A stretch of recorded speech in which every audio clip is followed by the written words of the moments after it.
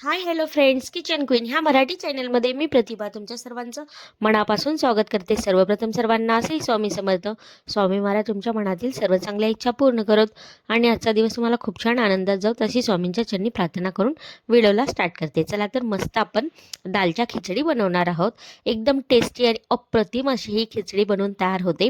ह्यामध्ये भोपळा ॲड करायचा आहे. साहित्य तर तुम्ही पाहिलंच आहे. चला रेसिपीला स्टार्ट करूयात. इथे मी साधारण एक भोपळा असतो ना, त्यातला अर्धा भोपळा कट करून घेतलेला आहे. त्याच्यावरची साल काढली आणि कट करून घेतलेला आहे. चला रेसिपीला स्टार्ट करूयात. इथे मी कुकर घेतलेला आहे. कुकरमध्ये अगदीच 5-6 चमचे तेल टाकलेले आहे. तेल छान तापलं की त्याच्यामध्ये काही खडे मसाले टाकलेले आहेत. जिरे मोहरी टाकलेले. हे छान आपल्याला तेलामध्ये परतून घ्यायचं आहे. ते पाहू शकता. छान असं परतून घेत आहे मी. चॅनलवर नवीन असाल आणि पहिल्यांदाच व्हिडिओ पाहत असाल तर किचन क्वीन ह्या मराठी चॅनलला नक्की सबस्क्राईब करा आणि शेजारच्या बेल आयकॉनवरही नक्की क्लिक करा. कांदा छान असा परतून घेत आहे, तुम्ही पाहू शकता. आता यामध्ये आपल्याला जे गोड जिरे असतात ना ते टाकून घ्यायचे. तिथे मी स्टार्टिंगला शहाजिरे आणि काही खडे मसाले टाकले होते. नंतर जिरे आणि मोहरी टाकलेली आहेत. गोड जिरे आणि मोहरी टाकलेले.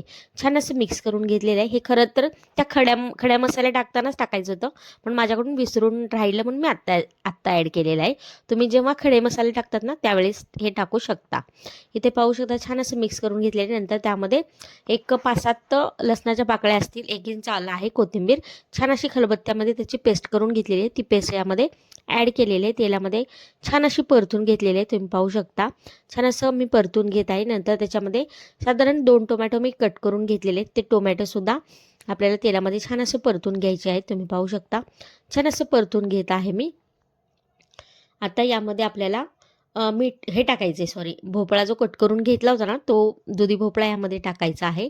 साधारण अर्धा आहे हा दुधी भोपळा. अर्ध्याची मी भाजी केली होती, अर्धा शिल्लक होता. म्हटलं चला आपण दालच्या बनवूयात.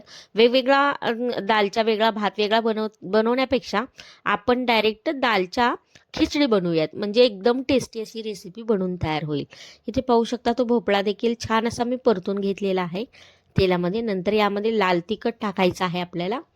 लाल तिखट 1.5 चमचा टाकलेला आहे. नंतर काळं तिखट असतं ना आपलं घरगुती ते देखील टाकलेलं आहे. पाहू शकता. छान असं टाकलेलं आहे. मस्त असं परतून घेऊयात. घरगुती काळं तिखट 1 चमचा टाकलेलं आहे आणि लाल तिखट 1.5 चमचा टाकलेलं आहे. तिखट तुम्ही तुमच्या आवडीनुसार कमी जास्त करू शकता. चॅनलवर नवीन असाल आणि पहिल्यांदाच व्हिडिओ पाहत असाल तर किचन क्वीन ह्या मराठी चॅनलला नक्की सबस्क्राईब करा आणि शेजारच्या बेल आयकॉनवरही नक्की क्लिक करा. इथे पाहू शकता. छान असं मिक्स करून घेतलेलं आहे. आता यामध्ये आपल्याला मी तूर डाळ थोडीशी घेतलेली आहे आणि मूग डाळ थोडीशी घेतलेली आहे आणि आपली मसूर डाळ थोडीशी घेतलेली आहे. साधारण 2-2 चमचे हे डाळी घेतलेले आहेत मी. आणि त्याच्यामध्ये 1 वाटी हे घेतलेलं आहे, तांदूळ घेतलेला आहे. ते छान असं धुवून त्याला साईडला ठेवलं होतं मी. आता चवीनुसार मीठ देखील यामध्ये मी ॲड केलेलं आहे. आता पाहू शकता. आता पाण्याला छान अशी उकळी आलेली. त्यामध्ये हे तांदूळ आणि जे डाळी घेतल्या त्यांना स्वच्छ धुवून मी साईडला करून ठेवलं होतं. भिजत नव्हतं टाकलं, स्वच्छ धुवून साईडला फक्त ठेवलं होतं. ते आपल्याला ह्यामध्ये ॲड करायचं आहे. आणि नंतर ह्यामध्ये पुदिन्याची पानं नक्की ॲड करा. पुदिन्याच्या पाण्यामुळे ह्या दालच्याला अप्रतिम अशी टेस्ट येते. आणि नंतर कोथिंबीर देखील आपल्याला थोडीशी कट करून टाकायची आहे. आता हे छान असं मिक्स करून घेऊयात. त्याच्यामध्ये साधारण 1 चमचाभर तूप टाकायचं आहे. इथे तूप देखील मी टाकलेलं आहे. छान असं मिक्स करून घेत आहे. पाहू शकता तुम्ही. काय सुंदर असा अप्रतिम असा रंग आलेला आहे. इतकी चटपटीत ही दालच्या खिचडी बनवून तयार होते. भोपळा टाकल्यामुळे इतकी भारी टेस्ट येते ना ह्याला. खूप छान टेस्ट येते. एकदा नक्की रेसिपी ट्राय करा. नंतर यामध्ये अर्धा चमचा गरम मसाला ॲड केलेला आहे मी. परत छान असं मिक्स करून घेतलेलं आहे. नंतर यामध्ये लिंबाचा रस असतो ना, थोडासा लिंबाचा रस टाकलेला आहे.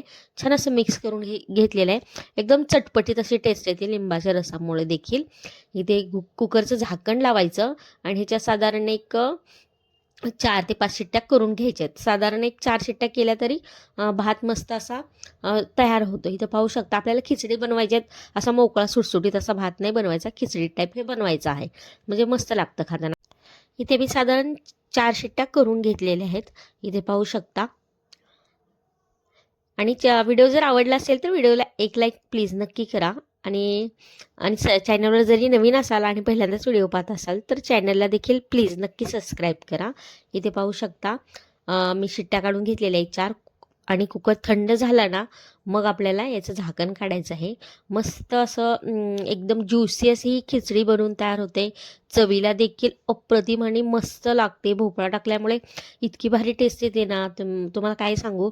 एकदा नक्की तुम्ही भोपळा टाकून तुम्ही हे असा दालचा भात करून पहा. फारच भारी लागतो गरम गरम खायला. इथे पाहू शकता मस्त असा दालचा खिचडी बनवून तयार आहे.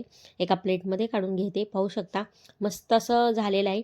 अगदी कोरडाफट असं झालेलं नाही आहे आणि खाताना देखील असं कोरडं कोरडं लागत नाही. मस्त असं टेस्टी आणि अप्रतिम चटपटीत असं लागतो हा भात. एका प्लेटमध्ये मी काढलेला आहे. पाहू शकता मस्त असा टेस्टी आणि टेम्पटिंग असा भात बनवून तयार आहे.